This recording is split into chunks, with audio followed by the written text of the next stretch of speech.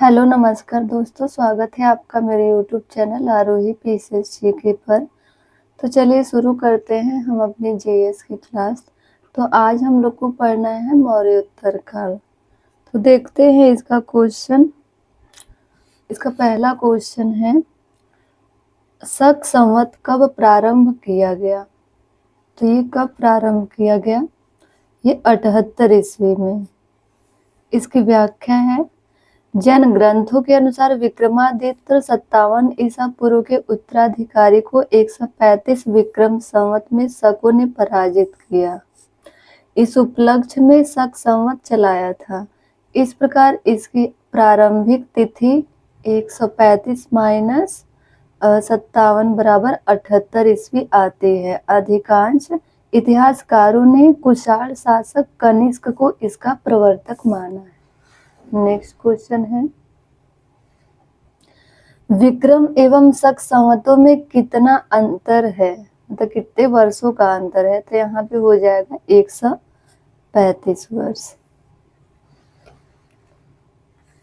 व्याख्या है इसके, वर्तमान में तिथि एवं वर्ष के लिए ग्रेगोरियन कैलेंडर का प्रयोग किया जाता है जो विश्वव्यापी है। वर्तमान कैलेंडर से 57 जोड़ देने पर विक्रम संवत प्रारंभ 57 ईसा पूर्व तथा 78 घटा देने पर शक संवत प्रारंभ 78 ईस्वी प्राप्त होता है। अर्थात वर्तमान वर्ष में 2023 में विक्रम संवत 2023 प्लस 57 बराबर 2080 तथा शक संवत 2023 प्लस 78 बराबर 1945। अतः विक्रम संवत और शक संवत में अंतर 2080 माइनस 1945 बराबर 135 वर्ष का अंतर है। अतः विकल्प सी सही उत्तर है।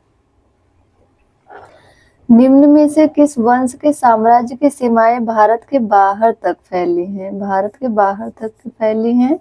इसमें है मौर्य वंश और कुषाण वंश दोनों हैं।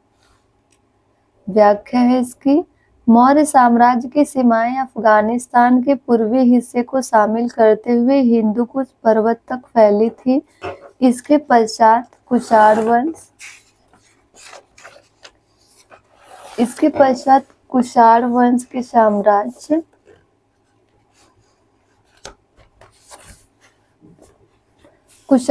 के साम्राज्य की सीमाएं भारतीय उपमहाद्वीप से बाहर तक विस्तृत थीं। कुषाण वंश का महान शासक कनिष्क था, जिसकी सीमाएं उत्तर में चीन के तूफान एवं कश्मीर से लेकर दक्षिण में विंध्य पर्वत तक तथा पश्चिम में उत्तरी अफगानिस्तान से लेकर पूर्व में पूर्वी उत्तर प्रदेश एवं बिहार तक विस्तृत थी। निम्न राजवंशों में सबसे पुराना राजवंश था किसका? तो यहाँ पे हो जाएगा सातवाहन का। इसकी व्याख्या देख लेते हैं। उपर्युक्त राजवंशों में सबसे पुराना राजवंश सातवाहन है। इस वंश के संस्थापक सिमुक का समय कुछ स्रोतों के अनुसार लगभग द्वितीय शताब्दी ईसा पूर्व माना जाता है। कुछ स्रोतों में इसे कण्व वंश के अंतिम शासक सुशर्मा का समकालीन या ईसा पूर्व प्रथम शताब्दी 60 ईसा पूर्व माना जाता है। नेक्स्ट क्वेश्चन है, निम्नलिखित शासकों में से किसके लिए एक ब्राह्मण प्रयुक्त हुआ है? तो यहाँ पे हो जाएगा गौतमी पुत्र सातकर्णी।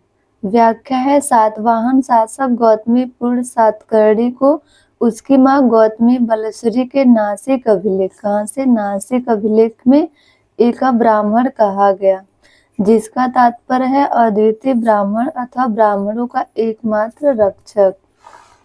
नेक्स्ट क्वेश्चन है, आंध्र सातवाहन राजाओं की सबसे लंबी सूची किस पुराण में मिलती है? तो यहाँ पे हो जाएगा मत्स्य पुराण में।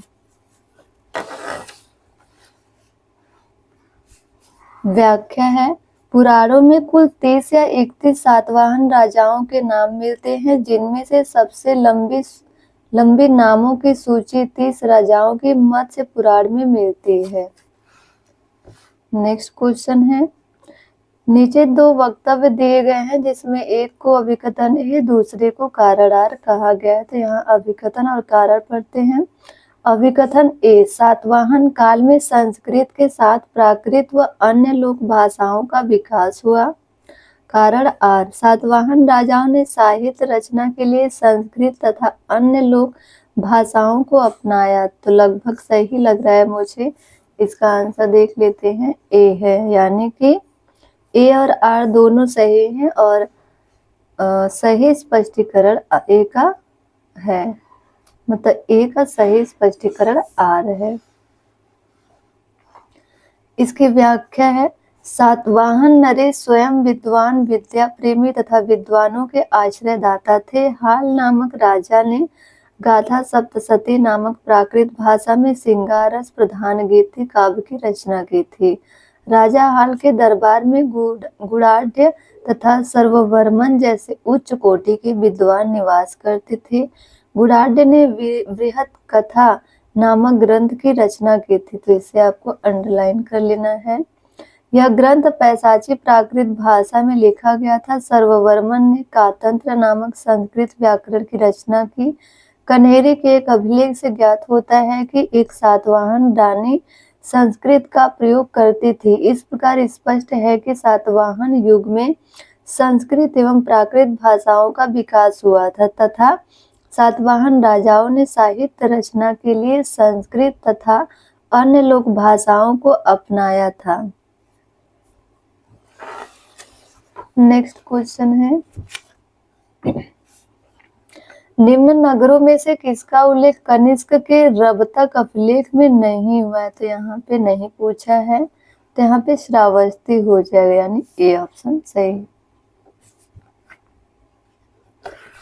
इसकी व्याख्या देख लेते हैं।